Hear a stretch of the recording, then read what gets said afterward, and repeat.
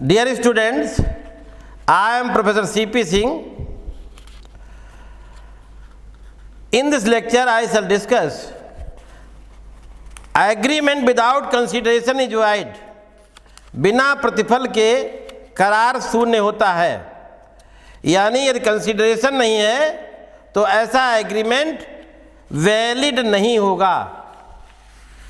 ये सेक्शन 25 में भी दिया हुआ है, उसके एक्सेप्शन भी 25 में दिए हुए हैं कि ऐसा कोई प्रामिस जिसमें दूसरी पार्टी को कंसिडरेशन नहीं है वो कॉन्ट्रैक्ट नहीं होगा, वैलिड नहीं होगा, लॉ द्वारा इन्फोर्सेबल नहीं होगा, वाइड होगा। जैसे सपोज कीजिए मैं आपको अगले 15 नवंबर को 50 लाख रुपया देने के लिए प्रामिस करता हूं और न दे पाऊं तो आप हमारा कुछ नहीं कर सकते, किसी भी कोर्ट में हमारे अगेंस्ट नहीं जा सकते। क्यों नहीं जा सकते? कि बदले में हमको कंसिडरेशन नहीं है। ये जो हमने प्रामिस किया था कंसिडरेशन न होने के कारण वाइड है।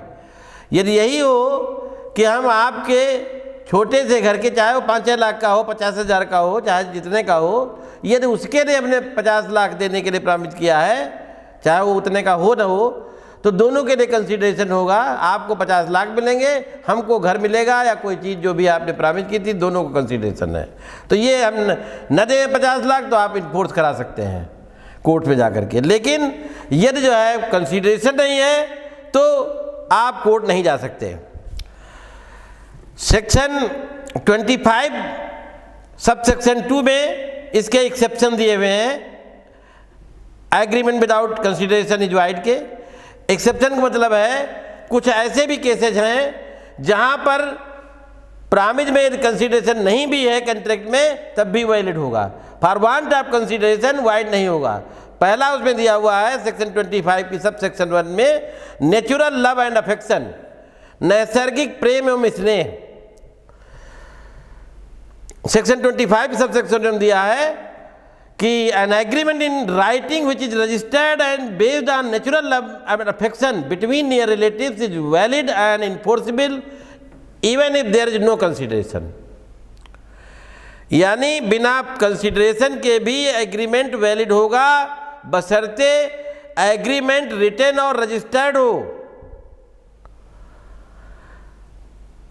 रिटन में हो, रजिस्टर्ड हो और नेचुरल लव और जो है अफेक्शन पर बेस्ड हो, और एग्रीमेंट की जो पार्टीज हैं एक दूसरे के लिए के नियर रिलेटिव हों। ये भी जरूरी नहीं है कि नियर रिलेटिव हो तो उनके जो है बीच में प्राकृतिक स्नेह, नैसर्गिक स्नेह ही हो, प्रेम और स्नेह ही हो। राजलखी दवी वर्सेस भूतनाथ मुखर्जी 1900 केस में पति ने पत्नी को कुछ मंथली जो है पेमेंट और सेपरेट ड्वेलिंग के लिए कुछ अमाउंट देने के लिए प्रामिस किया था। करार लिखित था, रजिस्टर्ड था, जैसा कि 25(1) में कहा गया है, और उसमें ये मेंशन था कि मैं इसलिए आपको इतना अमाउंट देने के लिए प्रामिस करता हूं क्योंकि आपको मेरे और मेरे परिवार के साथ रहना असंभव हो गया है। यानी क्वेरल की बात की गई थी। बाद में हस्बैंड ने देने से मना कर दिया। वो कह रहा है कि हमारे लिए कोई कंसीडरेशन नहीं है। पत्नी का कहना 25(1) में नेचुरल लव एंड हमारे हस्बैंड ने नेचुरल लव एंड अफेक्शन के तहत आते हैं। ऐसा नहीं, पत्नी में नेचुरल लव एंड अफेक्शन होता भी है, लेकिन कोर्ट ने कहा कि यहाँ पर नेचुरल लव एंड अफेक्शन नहीं था, इसलिए पत्नी इंटाइटल नहीं होगी। क्यों नहीं होगी? क्योंकि नेचुरल लव पति ने जो है परेशान होकर, अपनी इच्छा से नहीं दिया था, परेशान होकर दिया था। क्वेरल की बात की गई थी। लेकिन दूसरा एक केस है Bombay high court decided Bhiva versus Shivram का 1899 का। इस केस में जो है 2 भाई थे, बड़े और छोटे। छोटा भाई बड़े भाई की उस प्रॉपर्टी में हिस्सा मांग रहा था जो एंसेस्ट्रल नहीं थी, पूर्वजों की नहीं थी। उसे जो है उसने मुकदमा किया, छोटे भाई ने, खारिज हो गया। खारिज होने के बाद बड़े भाई ने अपनी प्रॉपर्टी में हिस्सा देने के लिए प्रामिस किया। करार रिटर्न था, रजिस्टर्ड था, आधा हिस्सा भी देने के लिए प्रामिस किया। बाद में देने से मना कर दिया। यहाँ पर कोर्ट ने 25 एक अप्लाई की और कहा छोटा भाई इंटाइटल है, क्योंकि ये बड़े भाई का नेचुरल लव एंड अफेक्शन ही था कि मुकदमा जीतने के बाद भी उसने करार को जो है जो हिस्सा नहीं देना चाहिए था उसे, इंटाइटल नहीं था देने के लिए, उसने प्रॉमिस किया। थर्ड है पास्ट वॉलंटरी सर्विसेज, ऐसी सर्विसेज जो अपनी इच्छा से की गई हों सब जो है, और उसको भी जो है जिस किसी ने उसकी सेवाएं सर्विसेज प्राप्त की हैं तो उसका पेमेंट देने के लिए बाध्य है, बाद में प्रॉमिस करता है।